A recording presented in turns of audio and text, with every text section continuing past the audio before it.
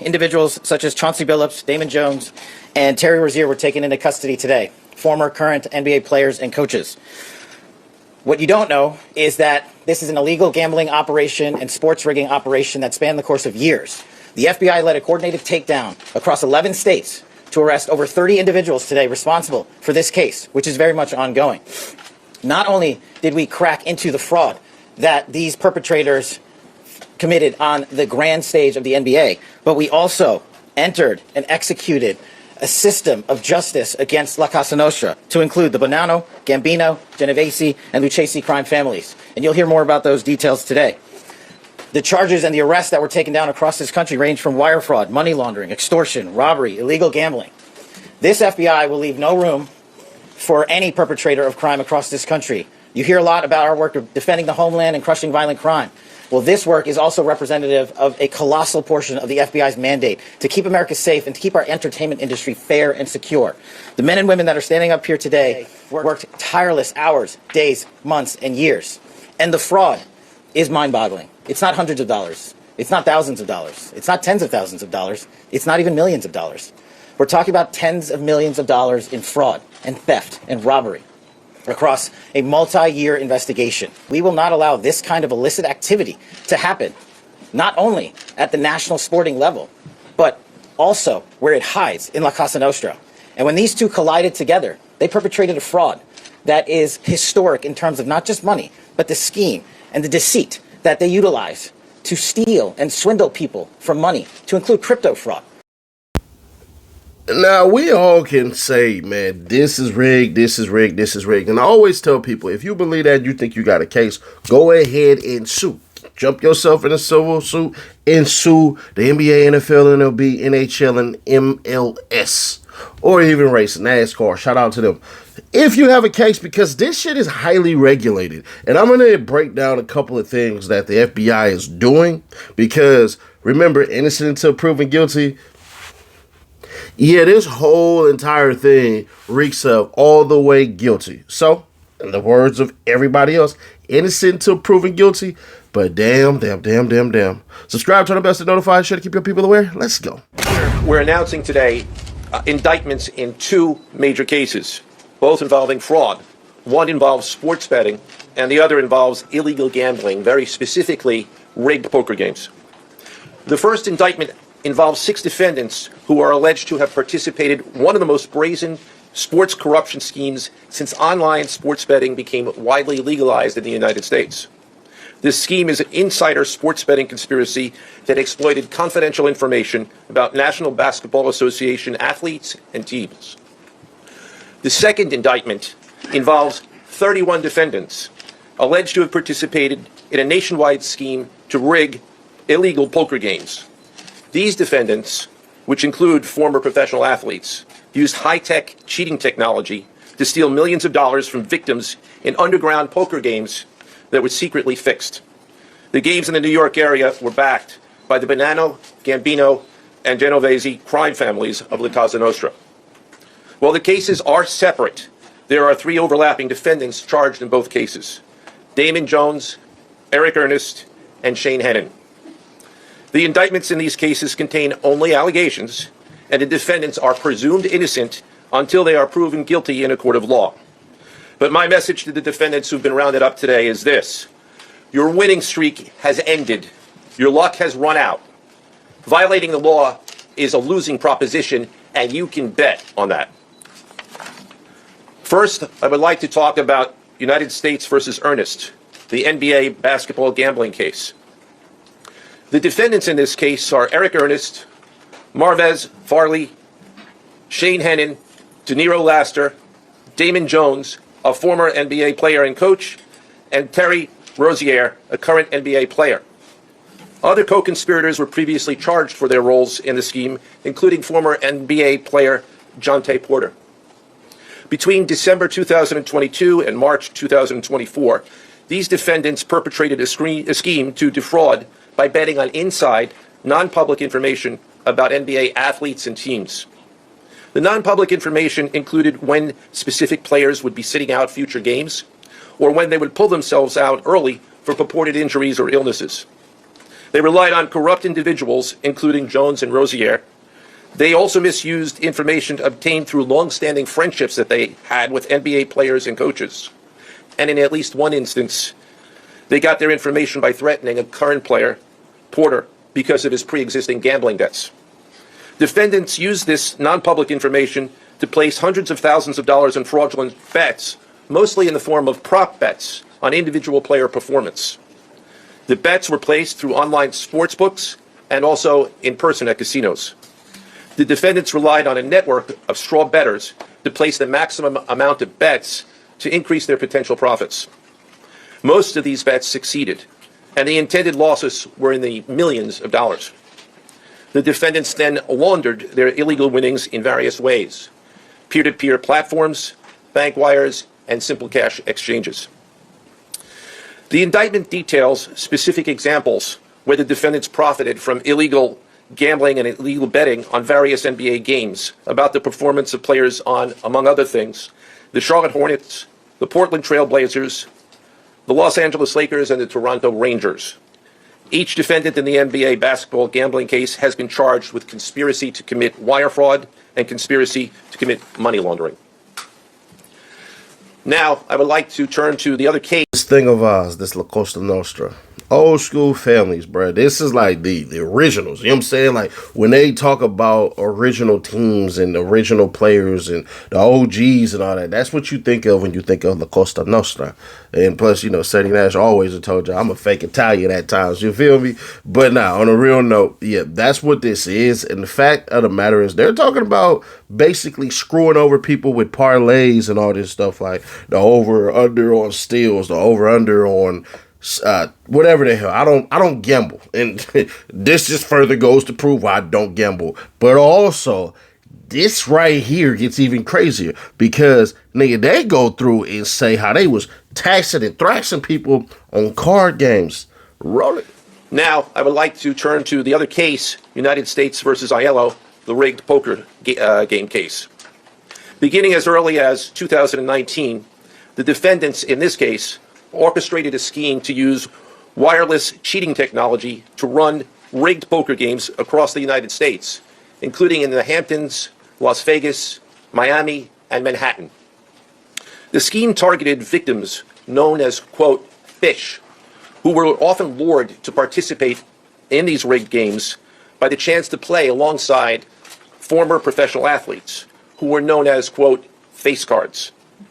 The so-called face cards included the defendant Chauncey Billups, who at the time of the scheme was a former NBA player and is currently the head coach of the Portland Trail Blazers, and also Damon Jones, a former NBA player and coach. What the victims, the fish, didn't know is that everybody else at the poker game, from the dealer to the players, including the face cards, were in on the scam. Once the game was underway, the defendants fleeced the victims out of tens or hundreds of thousands of dollars per game. The defendants used a variety of very sophisticated cheating technologies, some of which were provided by other defendants in exchange for a share of the profits from the scheme. For example, they used off-the-shelf shuffling machines that had been secretly altered in order to read the cards in the deck, predict which player at the table had the best poker hand, and relay that information to an off-site operator. The off-site operator sent the information via cell phone back to a co-conspirator at the table, and that person at the table was known as the quarterback. The quarterback then signaled secretly the information he had received from others to others at the table, and together they used that information in order to win their games and to cheat the victims. Defendants used other cheating technologies, such as poker chip tray analyzers, which is a poker chip tray that secretly reads cards using a hidden camera, special contact lenses or eyeglasses that could read pre-marked cards, and an X-ray table that could read cards face down on the table. What you see depicted on the screen right now is an example of the X-ray table that reveals the cards. Although they are face down on the table, they can be read because of the X-ray technology. The Mafia, specifically members and associates of the Bonanno, Gambino, and Genovese organized crime families, had pre-existing control over non-rigged, illegal poker games around New York City. As a result, they also became involved in the rigged poker games, helping to organize the games and taking a cut of the proceedings, and working to enforce the collection of debts. The defendants laundered their proceeds, including through cash exchanges, the use of multiple shell companies, and through cryptocurrency transfers.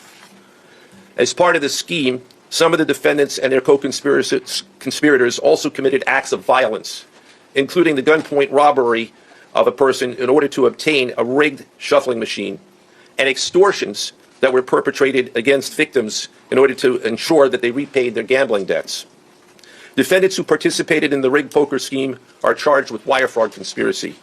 Other defendants have been charged with crimes including illegal gambling, money laundering, Hobbs Act robbery, and extortions.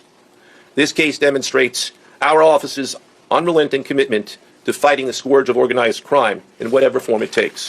Hey, yo, you. Can you subscribe and turn on that bell too? Because when you do, you're helping unbiased, independent news. Finally, I want to note that the investigations in both cases are ongoing, and we encourage anyone with information about either scheme to please contact the FBI. So they're not accusing Chauncey Billups of rigging NBA games or anything of that nature. So his crimes basically is that, oh shoot, hey bruh, you know who gonna be at the poker game? Nah, I don't even know. You watch basketball? Yeah, I watch basketball, fool. Hey, you remember Chauncey Billups? Yeah. Chauncey Billups gonna be there, bro. Nigga, hey, you know his pockets run deep. You know your hand been hotter than tamales, player. Oh yeah. On my word, yeah, for surely. Yeah. That's what that is. Because if I'm looking at my timeline, right, and I had to get this right, Chauncey Billups retired in 2014. Okay? So there's that. They say this started in 2019, that he did this for a year in 2019. Now, did it keep on going? They don't really let us know about that, which is very telling, because if that's the case, then so be it. If it only happened in 2019, from how they said it, it only happened in 2019, that's that. So it don't look like y'all finna see him get nailed to the cross. But also, here's the other thing. Some of y'all like, nah, Nash, he fixed games. Well, make sure I get this right, 2020 is when he became an assistant coach for the Clippers with Tyronn Lue.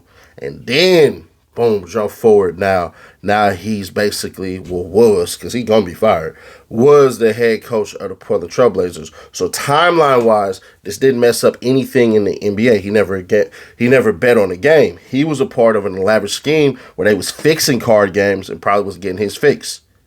Kind of even more messed up, but it is what it is.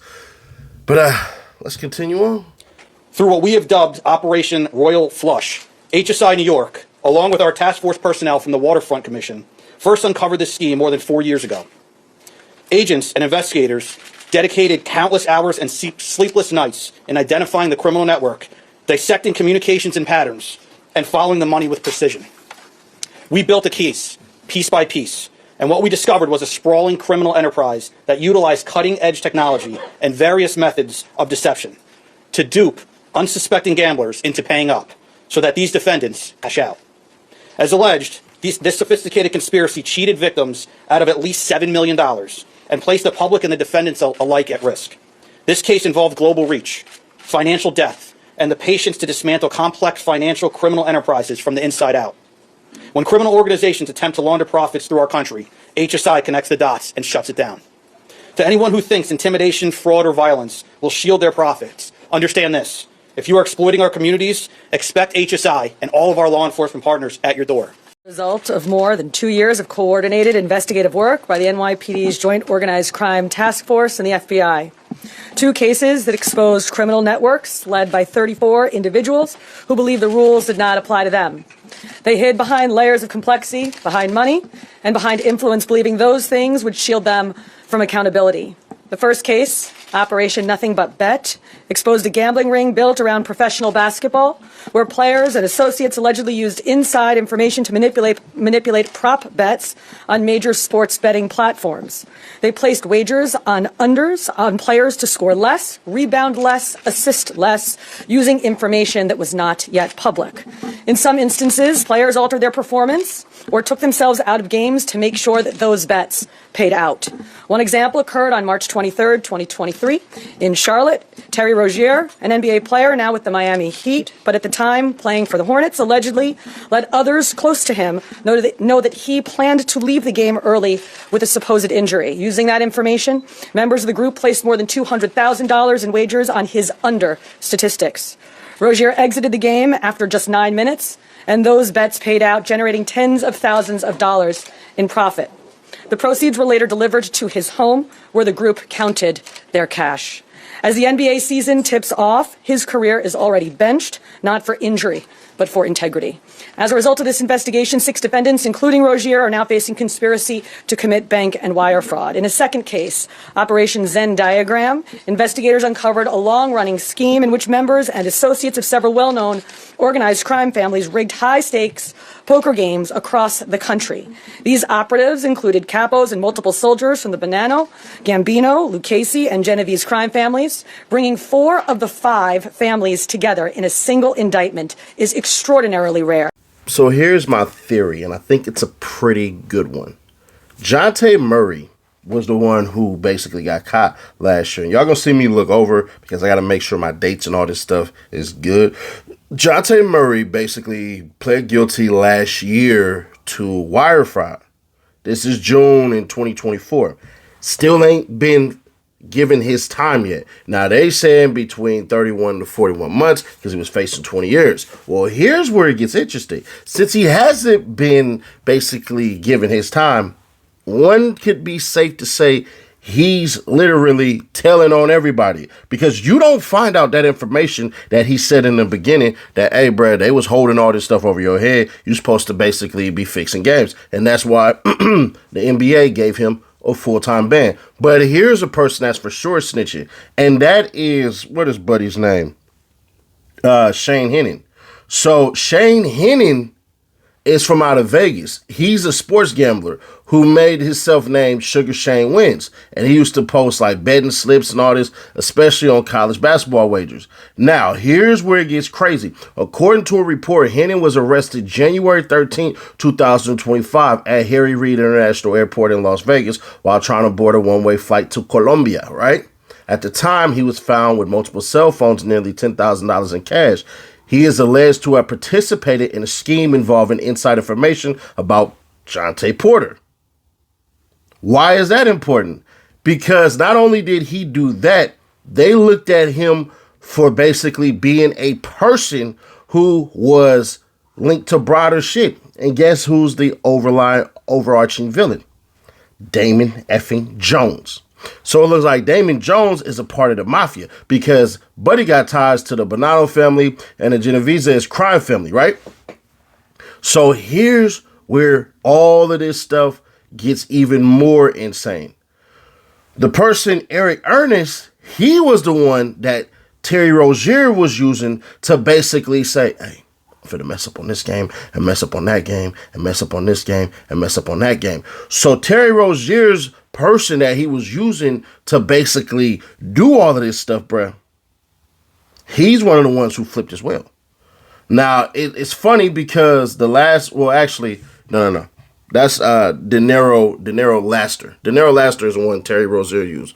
The Eric Ernest dude, he's the one who was doing all the money transactions, who was sending off bread and all this stuff. See, y'all are distracted by Chauncey Billups because Chauncey Billups might actually be innocent. Chauncey Billups might not know anything. What they could basically be doing is using him to basically say, see, this is the big old fish. Because if you look at what he's alleged to have done, what he's alleged to have done is basically be there. Now, there are rumors that say, hey, bro, Chauncey Billups, Gilbert Arenas. I don't think so. And I'm going to tell you why. Gilbert Arenas stuff goes from September 2021 to July 2022. Their stuff, Chauncey Billups' part, is just only 2019. Everybody else's stuff is way different. See, Gilbert's stuff basically was, I set up this stuff in my house and all this stuff. Y'all run y'all stuff. Y'all kick me a portion. We get girls. We do all of these things. I don't think that Gilbert Arenas had anything to do with this. But I do believe that them cats that weren't supposed to basically be in the positions they were in, those are the ones who essentially gave it all up. Once you start to get one to fall, once Jonte Porter went down, once people around him started looking at him and all this shit, that's it. So that's what I believe happened. I don't believe that Chauncey Billups ultimately will be found guilty of anything, but he'll never work in the NBA again. It's kind of messed up, but I fully expect him to be able to get a bond and him to figure it all out. But I personally don't believe as far as Chauncey Billups go. Now, Damon Jones, yeah, he's screwed. He's screwed. It looked like Damon Jones knew what he was doing. You could even say Damon Jones set the NBA players up. Well, set up Chauncey Billups. You could damn near make that case. But other than that, man, it is what it is, bruh. This shit sucks. But, hey, it is what it is. But if you like what we did here, man, hit that like button, force us into the algorithms. I broke it all down, did a whole lot of study, and I got this out earlier than anybody, in my opinion. But hey, subscribe to the bell to notify, share to keep your people aware. We are 37K away from the giveaway. We're giving these away for free. If this is your first time on the channel, make sure you comment on every video, like every video, and that's it. You guys got to be a subscriber. But click right here and see how Sauce Walker and Say So Pete might be getting justice. I know, right? Yeah, the second shooter, they caught his ass in the same state that he did the murder in. Crazy, crazy, crazy times we're living in. Other than that, I'll catch y'all in the next one.